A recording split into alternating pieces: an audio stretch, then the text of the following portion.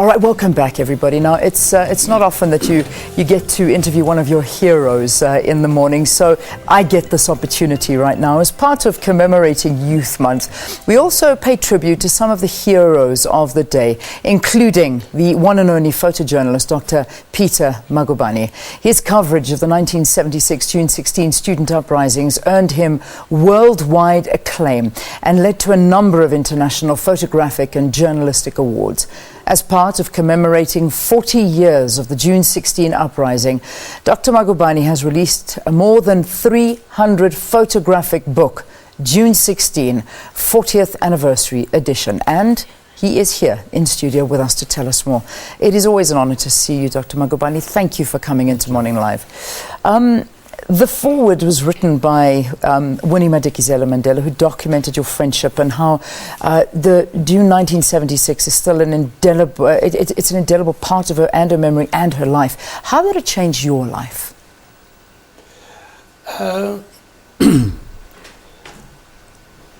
My life hasn't changed as far as the ordinary person is concerned. It has changed with different offices, and also it has changed in the way that I am well known all over the world. People in this country, when they meet me and I say I'm so and so, they say, "Oh, you're the June 16 person." Yeah. You know, I say, "Well, yes, but had it not been for you, I wouldn't have been, because I had to depend on mothers who were keeping my films. After I've done 10 shots, 20 shots, 5 shots, I would leave them with the films.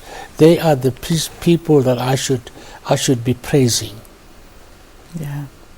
I mean, this was your job. This is what you went out, you did, you captured these photographs. But when you covered this uprising, I mean, you were then put into solitary confinement for, what was it, 586 days.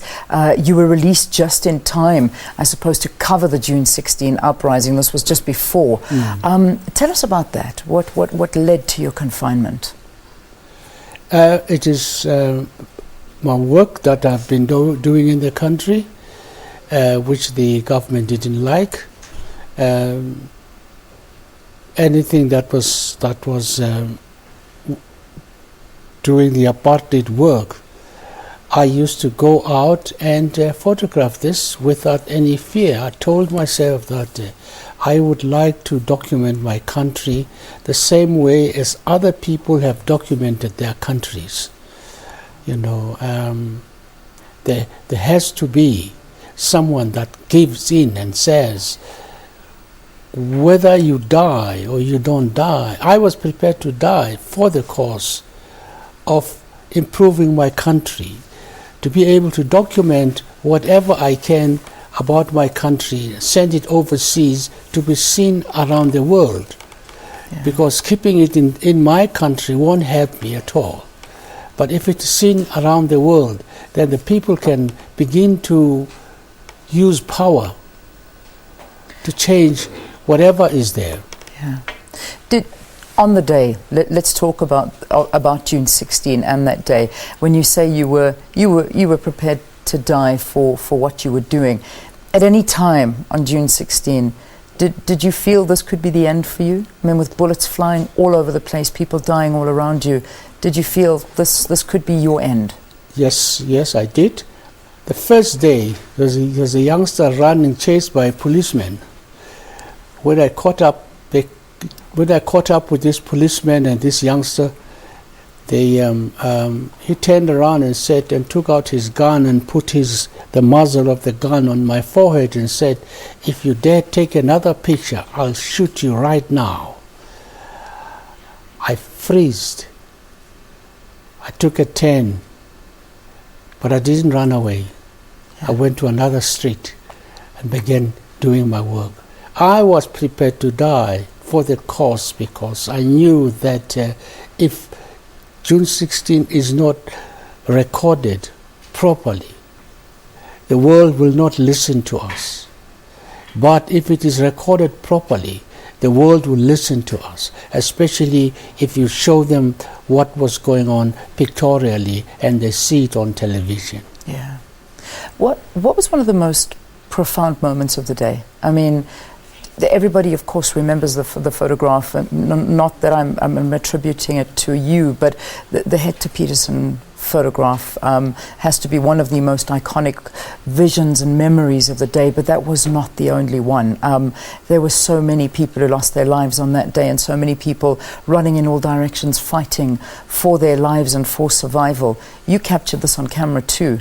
What is a memory that stands out for you on that day?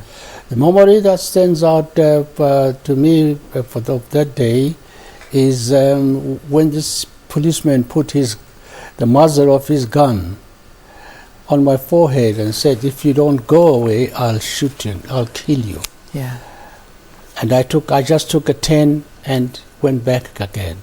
Yeah. So that really was that moment. But the 17th was another day that changed everything. The young woman whose stomach was ripped open by a bullet, the bullet went past my ear.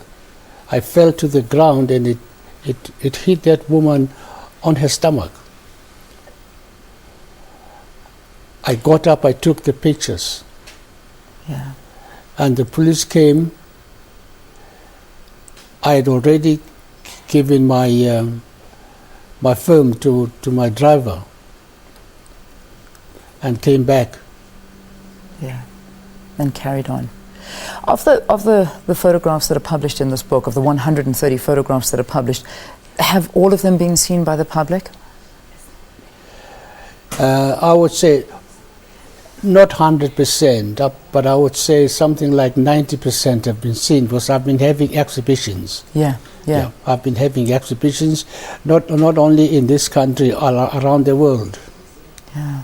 There's also, which is quite nice, because it almost puts us in perspective. There's a timeline, there's a date timeline, because this also covers Hector Peterson's funeral as well as the day. And there's just little notes at the bottom of every single photograph. Here, for instance, 10:30 a.m. Vilakazi Street, the confrontation. The police had ominously began to gather, almost like storm clouds, guns at the ready, determined to disperse the students. They came in cars, in kwela-kwelas, the ubiquitous trucks used by the police for mass raids on black people, the yapping police dogs in tow. The intention was clear. They would disperse the students, and those who resisted would be herded into those vans and into custody. So you give us a story. I mean, through the photos, there's also a story that goes along with it. Well, I came to this part of Orlando West, not far from Mr. Mandela's place. Students were running towards me.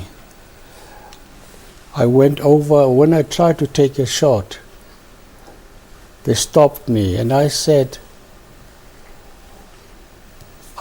to them, if you're not documented, no one will know what has happened to you. Yeah. Leave us to document. I am not only asking for me only, I'm also asking for other photographers, white and black photographers. Let them do the struggle. Your struggle has to be documented. A struggle without documentation is no struggle. Yeah. One at the back that said, "Yes, no, leave him, I know him." Then I carried on. Yeah. I knew now everything was okay. I have to end this interview on one question, because, I mean, you were, in 1986, you were awarded the National Press, or the American National Professional Photographers Association Humanistic Award.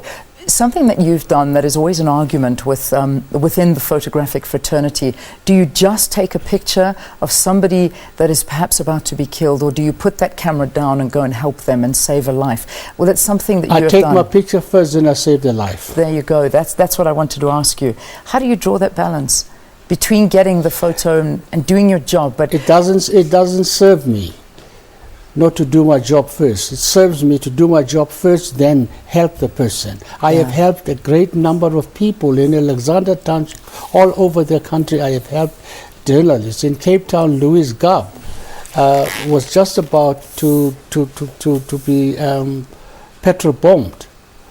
I got hold of the youngster's hand and said, "You stop the nonsense you are doing.